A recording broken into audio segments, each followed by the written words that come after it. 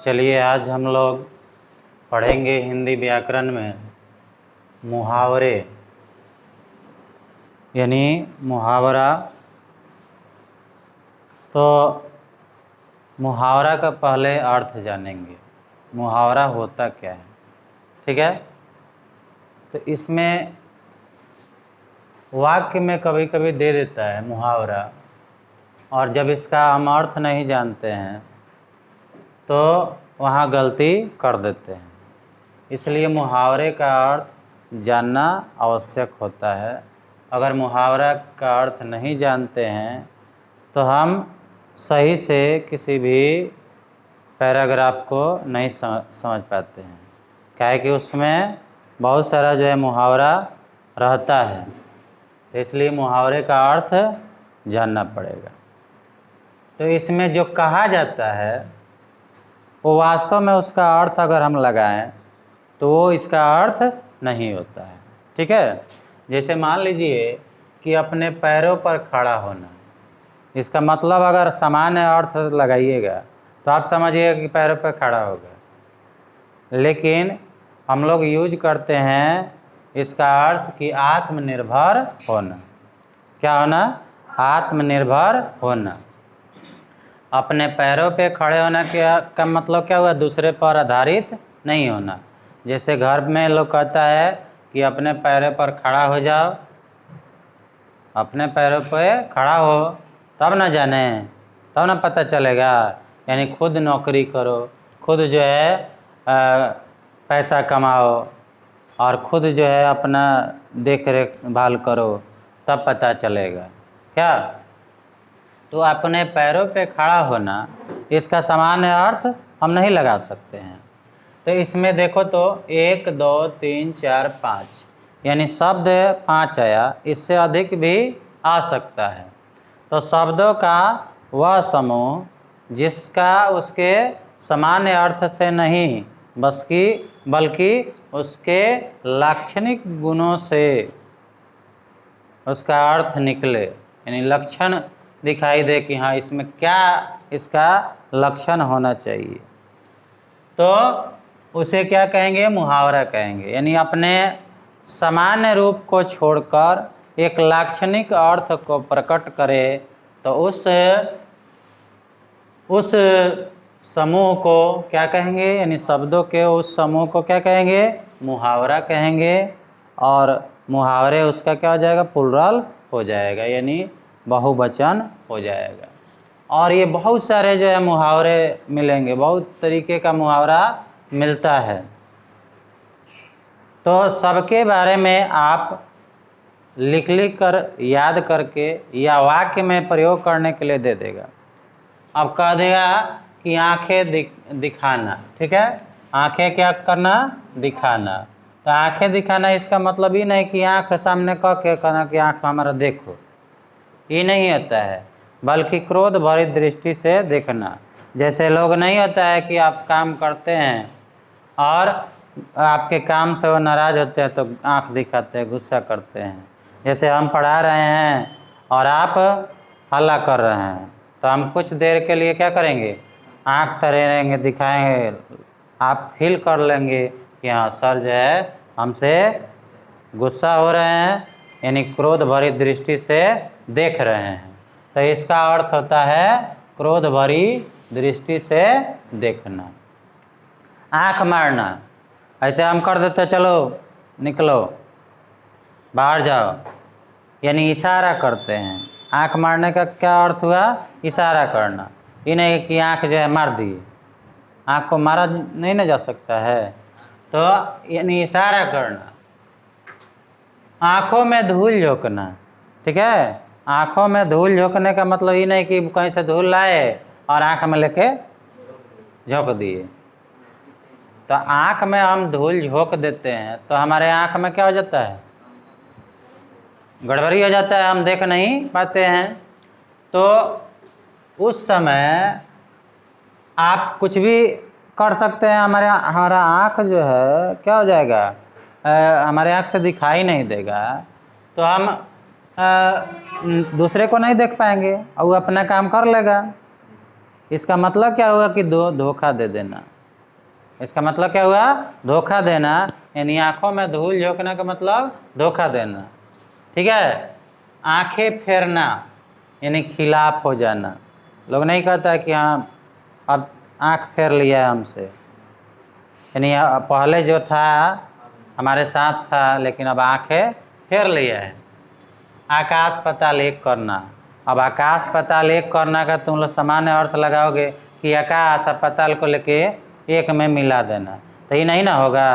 तो आकाश पाताल एक करना का मतलब कि हर प्रकार के प्रयत्न करना, यानी जो भी संभव हो, जो भी हो सके वो क्या करना, कर गुजरना।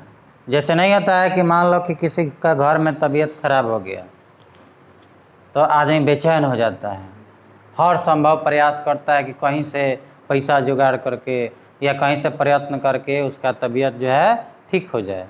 या कभी कभी क्या होता है, हार्ट एक्सीडेंट हो जाता है तो आदमी क्या करता है, बहुत माने तेज़ी से काम करने लगता है, यानी जितना संभव हो सके हर प्रकार के प्रयत्न करने लगता है। कहीं जाना हो तो वहाँ पहुँच जाता है। आग में घी डालना यानी झगड़ा को बढ़ाना। ये नहीं कि आग में ले जाके 2 लीटर घी जो है डाल दिए, तब घी डालेंगे तो क्या होगा, घी डालेंगे तो आग और क्या हो जाएगा, बढ़ेगा। तो उसी का हम लोग सामान्य अर्थ को छोड़ के करते हैं कि झगड़ा को बढ़ाना। क्या करना, झगड़ा को बढ़ाना। यानी कहीं झगड़ा हो रहा हो और जाके कह दे साचो है ऐसे है वैसे है ना, अब उसका क्रोध क्या हो जाएगा, और बढ़ जाएगा। अब और जितना 90% झगड़ा हो रहा है तो 100% कर देगा। क्या, तो उसी को कहा जाता है आग में घी डालना। आग में घी डालना यानी गुस्सा तो है, झगड़ा तो हो ही रहा है, लेकिन और उसको उकसा देना, और उसको क्या करना, उकसा दिया तो वो और तेज़ी से अपना रिएक्शन करने लगा, तो ये झगड़ा को बढ़ा देना। आस्तीन का सांप होना यानी कपटी मित्र होना। आस्तीन का सांप होना यानी कपटी मित्र होना। बहुत लोग जो है साथ में रहता है लेकिन छल कर देता है, साथ में रहता है लेकिन आपके साथ धोखा कर देता है, तो उसी को कहते हैं कपटी मित्र होना। दिखावा नहीं करेगा लेकिन पीछे से आपका क्या कर देगा, माने विनाश कर देगा, तो कपटी मित्र होता है, उसको कहा जाता है। ईद का चांद होना, जैसे ईद का चांद का बहुत दिनों से इंतज़ार रहता है। ईद के दिन मुस्लिम लोग मनाते हैं, ईद बहुत बढ़िया पर्व होता है उन लोगों का।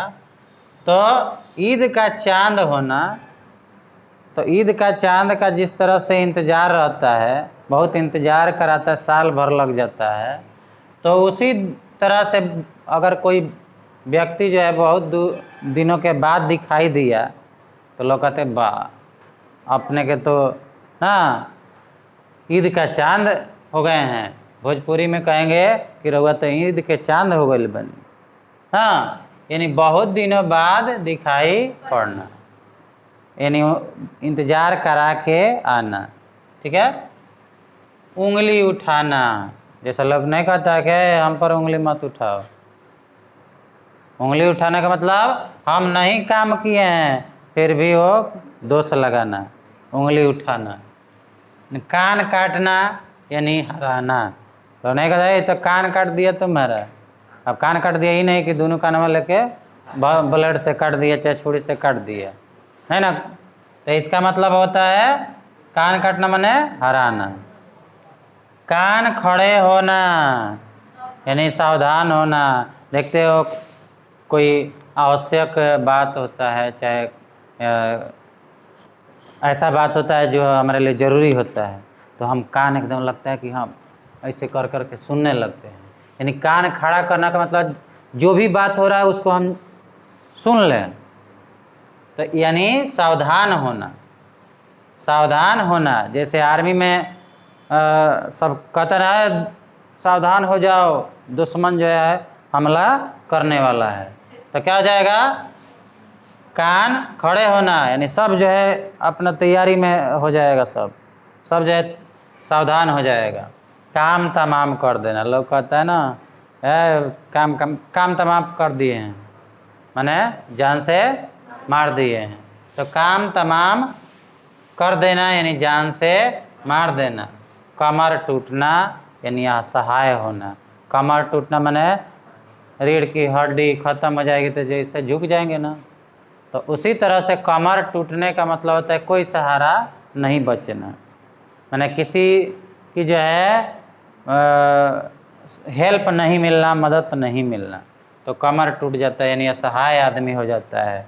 जब चारों ओर से हम देखते हैं कि कोई हमारी सहायता करने वाला नहीं रहता है, तो उस समय हम असहाय महसूस करते हैं, यानी हमारी कमर जो है टूट जाती है। कलेजे पर सांप लौटना, यानी जब हम किसी का प्रोग्रेस देखते हैं, विकास देखते हैं, पैसा देखते हैं, धन संपत्ति देखते हैं, तो क्या होता है, तो हमारे अंदर थोड़ा सा जलन होने लगता है। क्या होने लगता है, जलन, कि किस तरह से ये बढ़ रहा है, तो उसके कलेजे पे सांप लौटने लगेगा। क्या होगा, सांप लौटने लगेगा, यानी उसको जलन होने लगेगी, डाह होने लगेगी, ईर्ष्या होने लगेगी। तो इसी को कहा जाता है ईर्ष्या होना। ठीक है, तो इस तरह से अर्थ पहले जाना जाता है। सबसे पहले जरूरी चीज़ है कि इसका अर्थ याद कर लेना। ऐसे तो आप अंदाज़ा लगा सकते हैं, अगर ऑब्जेक्टिव में आएगा तो आप ज़रूर, अगर लिखे रहिएगा, पढ़े रहिएगा, तो ऑब्जेक्टिव में आसानी से ये मारा जा सकता है। लेकिन होता क्या है कि इस पर कहेगा कि वाक्य द्वारा स्पष्ट करें। ठीक है, यानी इसके अर्थ को वाक्य द्वारा स्पष्ट करना है। तो अगर जैसे मान लो कि अपने पैरों पे खड़ा होना, ठीक है, तो आत्मनिर्भर होना, तो इसका आप वाक्य में प्रयोग कैसे करेंगे। कई तरह के वाक्य हो सकते हैं, आपको इसका अर्थ उसमें आना चाहिए। अभी मत समझना कि हाई वाला अर्थ लिख देंगे। जैसे मान लो कहते हैं कि मैं 2020 से, अच्छा 2010 से अपने पैरों पर खड़ा हूँ। ठीक है, या जब से मोहन के पिताजी मरे, वह अपने पैरों पर ही खड़ा है। ठीक है, वह अपने पैरों पर ही खड़ा है। अलग अलग वाक्य हो सकता है। तो इससे क्या होगा, अपने पैरों पर खड़ा है, इसका मतलब आत्मनिर्भर है, वो किसी दूसरे की सहायता नहीं ले सकता है। अभी मत समझना कि जब से मोहन के पिताजी मरे हैं वह आत्मनिर्भर है, वो लिखना, ये नहीं लिखना है। वाक्य में क्या प्रयोग होगा, ये वाला अर्थ ये होगा, लेकिन वाक्य में प्रयोग किसका करेंगे, ये मुहावरे का, इसके अर्थ का प्रयोग नहीं करेंगे। ठीक है, यानी प्रयोग द्वारा स्पष्ट करना है, इसके अर्थ को भी स्पष्ट कर देना कि हाँ यही बात जो है इसमें बताई गई है। आंखें दिखाना, आंखें दिखाना, ठीक है, तो इसका वाक्य बनाओगे कि मोहन इतना, अच्छा है, सीता जो है इतनी, माने सीता इतनी बदल गई है कि वह अपने माँ के किसी भी बात पर आंखें दिखाना शुरू कर देती है। ठीक है, तो आंखें दिखाना यानी क्रोध भरी दृष्टि से देखना। ठीक है, आंखें मारना, इशारा करना। ठीक है, आंखें मारना मतलब इशारा करना। तो इसका आप क्या करेंगे वाक्य में प्रयोग, तो कुछ भी कर सकते हैं, अपने अपने हिसाब से आप वाक्य में इसका प्रयोग करेंगे। तो आप वाक्य में करो जी प्रयोग। तो मैं मैं जब भी तुम्हें पढ़ाता हूँ, मैं जब भी तुम्हें पढ़ाता हूँ, तुम दूसरी ओर या तुम दूसरे ओर आंखें मारने लगते हो। कि मत लिखो, चाहिए करो, ठीक है। ऐसा बहुत सारा क्वेश्चन हो सकता है। आंखों में धूल झोंकना, ठीक है। इसका वाक्य में कैसे प्रयोग करेंगे?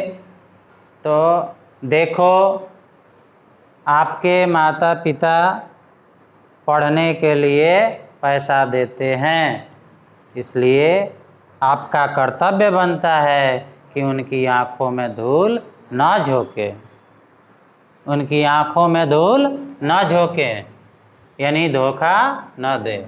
आंखें फेरना, ठीक है, आंखें फेरना।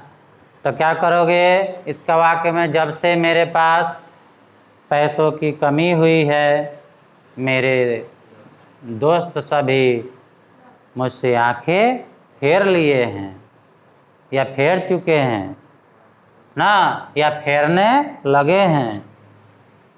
आकाश पाताल एक करना, आकाश पाताल एक करना, ठीक है। तो क्या करोगे जी इसका वाक्य में प्रयोग? तो रानी अपने माँ की तबीयत खराब होने के कारण उसके इलाज के लिए आकाश पाताल क्या कर दी? एक कर दी। आकाश पाताल एक कर दी, यानी हर प्रकार के प्रयत्न करना, ठीक है। आग में घी डालना, यानी झगड़ा को बढ़ाना, ठीक है।